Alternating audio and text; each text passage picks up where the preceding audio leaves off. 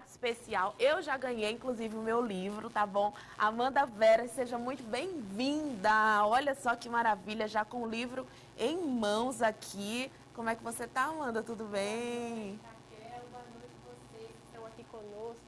É uma alegria estar aqui nessa noite, falando não somente desse projeto, mas falando desse momento dedicado à ressignificação do câncer de mama e de tantas outras patologias associadas a esse desafio que é o enfrentamento do câncer.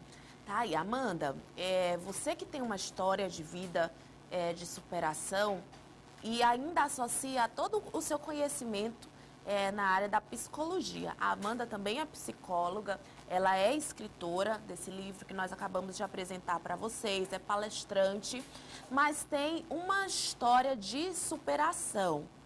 É a sua história nesse livro, Amanda? Sim, esse livro ele aconteceu, surgiu, ele nasceu a partir da minha experiência, mediante o diagnóstico do câncer, e que aconteceu no ano de 2015. Então eu costumo dizer que para todo desafio que Deus nos permite passar, Ele também nos concede instrumentos para que a gente possa ressignificar esse momento de dor e esse momento de desafio. E o câncer veio como uma avalanche, mas eu acredito sim que tudo que acontece na nossa vida, Raquel, existe um propósito muito maior do que simplesmente padecer dessa enfermidade, do que simplesmente chegar com esse diagnóstico, e sim utilizar isso como uma forma de ressignificação da vida. E a partir disso, você conta a sua experiência com Deus, e a gente pode, inclusive, associar a ciência à espiritualidade, né? As pesquisas comprovam que quando a paciente ou o paciente oncológico, ele acredita em Deus ou ele tem uma ligação espiritual, a probabilidade de ele receber a cura é bem maior, isso é comprovado cientificamente. Sim, a espiritualidade, ela funciona como um fator protetor para a ressignificação da vida.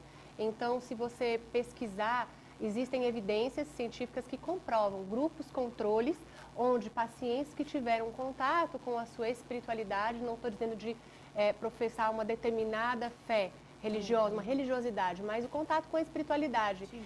Eu posso dizer que no grupo que eu estive participando, alguns pacientes que não demonstravam nenhuma espiritualidade não tiveram um diagnóstico tão positivo quanto aqueles que estavam do grupo, que, independente da sua religiosidade, desfrutavam de uma espiritualidade emocionalmente saudável. E isso ajudava a cada um deles no suporte para a ressignificação da sua história. Sensacional. No seu caso, o seu câncer foi um câncer de intestino. Enfim, poderia ter um diagnóstico bem mais avassalador. E nesse livro você conta todo o processo pelo qual você passou, e o intuito é ajudar as pessoas, Amanda? Sim, o maior intuito desse livro é utilizá-lo como uma ferramenta para a ressignificação da vida, ou seja, diante de um diagnóstico, o câncer ele tem esse estigma de fim, e eu acredito que o livro ele é um instrumento que possibilita as pessoas a acreditarem que é possível desfrutar de um milagre, não o milagre do resultado final, a cura. Veja bem, eu tenho uma mutação genética desconhecida na ciência, então foi necessário todo um processo que eu vivenciei e compartilho isso no livro, onde eu percebi que eu não poderia viver uma vida esperando o diagnóstico curada. Né? E quando a gente está nesse enfrentamento do câncer, Raquel, isso é muito comum. A gente vive uma vida, não hoje, mas uma vida no futuro. Então, quando o médico me der o diagnóstico que estou curada, quando a quimioterapia acabar, quando a radioterapia acabar, e esse livro ele vem para levar esperança àquela pessoa hoje que talvez esteja diante de um diagnóstico, esteja no leito de um hospital, esteja tomando quimioterapia como um dia eu estive, para que essa mensagem alcance o coração dessas pessoas e entenda que hoje você já vive um milagre da vida, um milagre do dia de hoje, o milagre da possibilidade de um diagnóstico, de um tratamento. E a fé, ela foi realmente um firme fundamento para que eu pudesse caminhar diante das mais adversas. Eu tive leucopenia, desnutrição nível 1, tive reação alérgica à quimioterapia, diversos obstáculos. E superar cada um deles foi como se pequenos degraus a cada dia foram sendo superados. E o livro ele vem justamente para isso, para levar esperança a toda pessoa que de repente hoje está aí com alguém da família. Eu compartilho as experiências que eu tive com os meus filhos, com meu esposo, o uso da bolsa de colostomia. Então todos esses desafios estão aí relatados, escritos, e o nosso desejo maior do coração é que possa ser um instrumento de auxílio a todas as pessoas que estão diante de um diagnóstico ou de um enfrentamento de uma doença difícil. E quando você como mulher, uma mulher jovem, bonita, bem-sucedida, passa por isso, você como mulher, a gente imagina que existem dificuldades, mas algo que me marca muito é quando você fala da bolsa de colostomia e como isso mexeu com a sua autoestima, né? Isso me remete ao câncer de mama também, que muitas precisam retirar o seio até, né, por causa do câncer. Isso mexe com a nossa autoestima, com a nossa autoimagem, consequentemente com a nossa produtividade, como a gente encara a vida. Como foi para você como mulher e como você passa isso para as outras mulheres, ter passado por tudo isso, né? Muito interessante você falar sobre isso, porque hoje estou lendo um livro do Martin Seligman, e ele é o autor da psicologia positiva. E ele falou, hoje no livro que eu estava lendo, ele falava sobre aprenda a ser otimista. Como desenvolver uma visão otimista, não no sentido de vai dar tudo certo, mas do enfrentamento das adversidades da nossa vida. E no ano de 96, na Califórnia, Raquel, o Poder Legislativo sancionou uma lei para obrigar as faculdades, as escolas, a colocarem a disciplina da autoestima para as crianças. Olha. E isso gerou uma grande comoção e uma grande dificuldade. Por quê? Porque eles ensinavam uma autoestima distorcida. Ou seja, o enfrentamento das dificuldades e dos obstáculos da nossa vida, eles são uma permissão não somente divina, mas também através dessa superação, essa capacidade é desenvolvida de lidar com as frustrações da vida. Então, quando eu entendi que a minha autoestima não estava atrelada somente ao meu olhar para o eu, Amanda, e transcendia isso, eu entendi que essa situação poderia reverberar, cooperar para um bem maior. E durante o tratamento, durante o uso da bolsa de colostomia, eu tive contato com algumas pessoas e eu dizia assim, eu ia comprar a bolsa de colostomia, as pessoas diziam, você usa bolsa de colostomia? Ah, não. Aí eu dizia assim, uso sim. E eu mostrava e as pessoas se chocavam e diziam assim, como pode uma moça tão jovem, tão bem afeiçoada usar bolsa de colostomia? Então, peraí, você chega num paradigma que, como assim, jovem, bonita? Não, doença não escolhe quem é mais afeiçoado. O que é isso? E aí eu utilizei exatamente essa ferramenta e onde eu andava, eu acolhia as pessoas que, assim como eu, estavam enfrentando o uso da bolsa de colostomia, tinham, de alguma maneira, a sua vida, a sua autoestima, a sua visão distorcida naquele momento. E eu gosto muito de dizer que tudo coopera. E utilizar esse desafio para poder auxiliar as outras pessoas, porque todo mundo tem uma beleza intrínseca, todo mundo tem algo bom dentro de si que pode ser aperfeiçoado, na verdade, não foi um péssimo diagnóstico, foi, eu digo, uma boa experiência, uma boa oportunidade para ressignificar a dor, o diagnóstico, em uma história linda de superação. Realmente muito bonita, né, Amanda? E você foi além da sua dor e você conseguiu produzir bons frutos, né? Depois de tudo que você passou, enfrentou e ainda enfrenta, todo mundo tem suas dores. Tem até essa frase super bonita e o livro, gente, ele é muito gostoso de ler.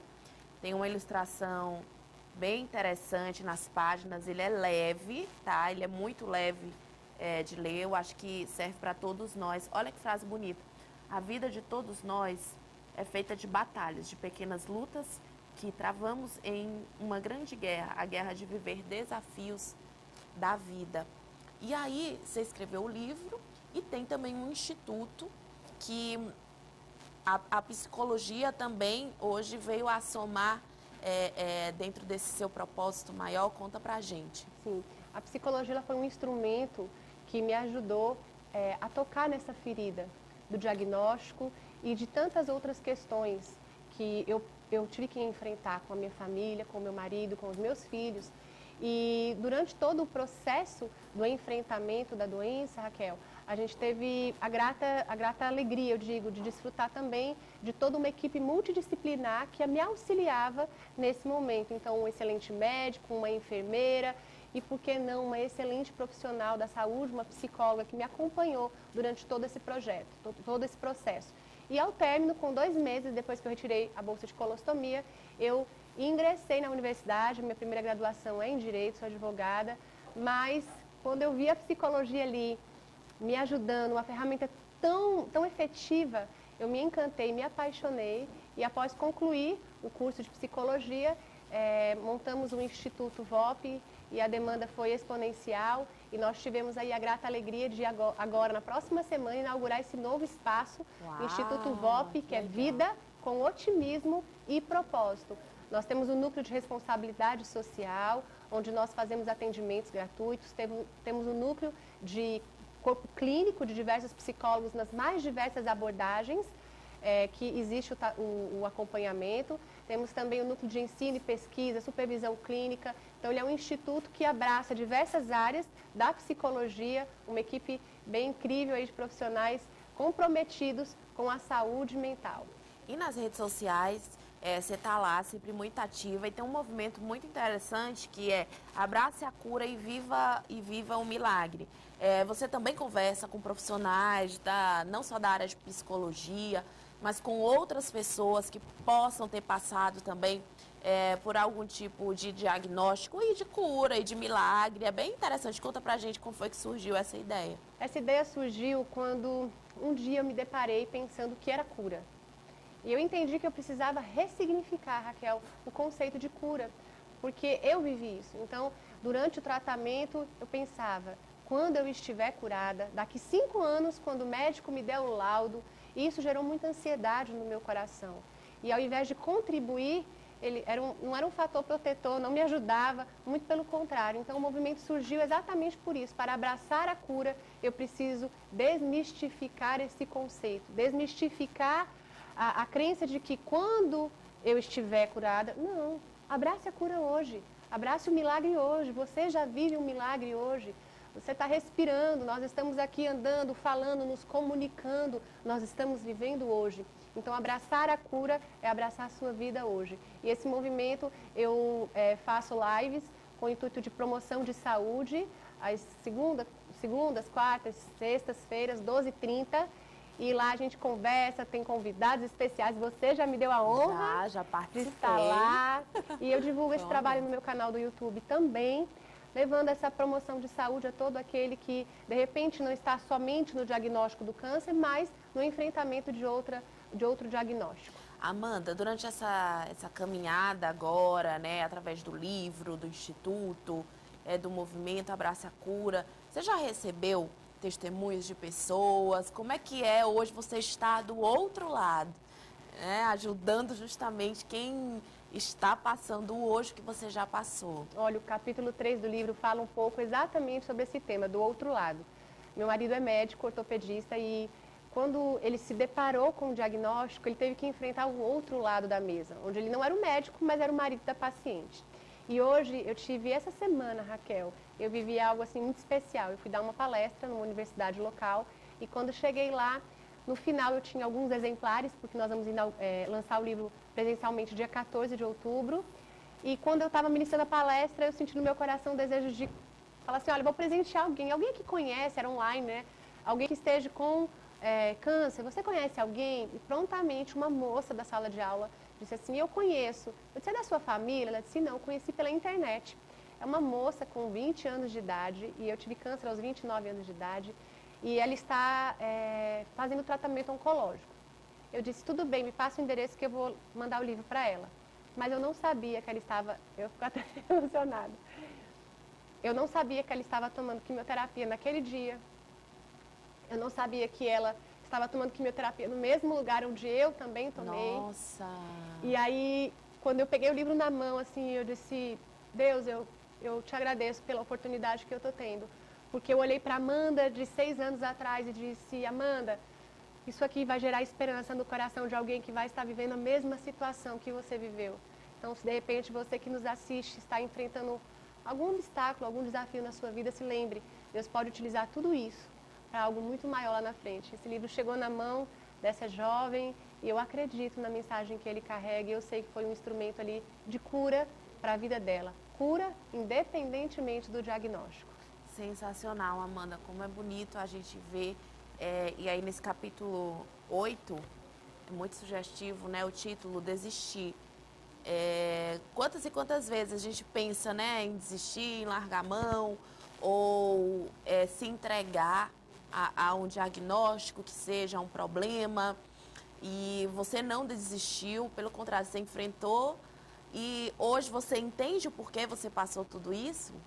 Entendo. Esse livro, ele é justamente nesse capítulo, eu compartilho um dia que eu estava bem abatida, eu já tinha o 7º ciclo de quimioterapia, Raquel, eu estava bem cansada do tratamento.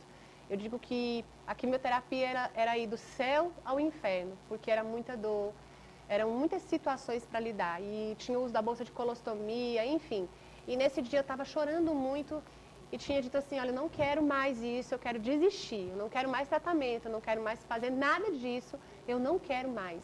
E nesse dia eu tive uma experiência muito forte com Deus, porque eu me lembro que Ele começou a me mostrar o quanto a minha vida era valorosa e preciosa.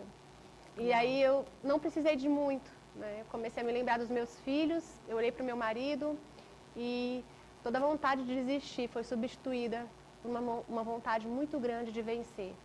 E não é vencer o câncer, Raquel, é vencer a vontade de desistir. Desistir, eu digo que não é opção. Não é opção quando você tem um propósito claro na sua vida.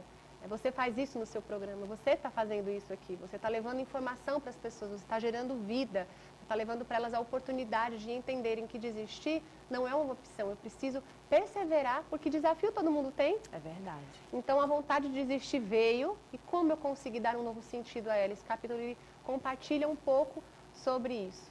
Sensacional, tá vendo? Eu fiz essa pergunta agora no final justamente para que vocês vejam que vai servir para quem está passando por um diagnóstico como esse, mas também para você aí que está precisando de um recomeço, está precisando de fortalecer a sua fé, a sua conexão com Deus. Então fica aqui essa dica, tá bom? De leitura também. Lembrando, né, Amanda, que você lança o livro oficialmente, já estão nas plataformas também online de venda, mas você lança oficialmente agora dia 14. Isso, dia 14, na Igreja Angelim Jockey, todos estão convidados. Dia 19, na leitura do Rio Poti, vai ser uma alegria receber vocês. E dia 26, na Livraria Shekinah, no Rio Poti também. Que maravilha! Então já anota aí, segue também a Amanda nas redes sociais, @souAmandaVeras. Amanda, é muito engraçado o meu encontro com a Amanda, né? Não dá, aí daria uma outra entrevista, mas hoje nós somos amigas do que Deus preparou para as nossas vidas. Eu sempre pedia amigas que fossem amigas de Deus, e ela é uma resposta de oração. Então, assim, é alguém que edifica a minha vida, e nós estamos juntas nessa caminhada que eu admiro demais, demais. E segue ela por lá. Sempre está tendo live para ajudar as pessoas. Ela tem assim um dom assim de servir, que é uma coisa linda, de forma muito natural. Amiga, parabéns, sucesso.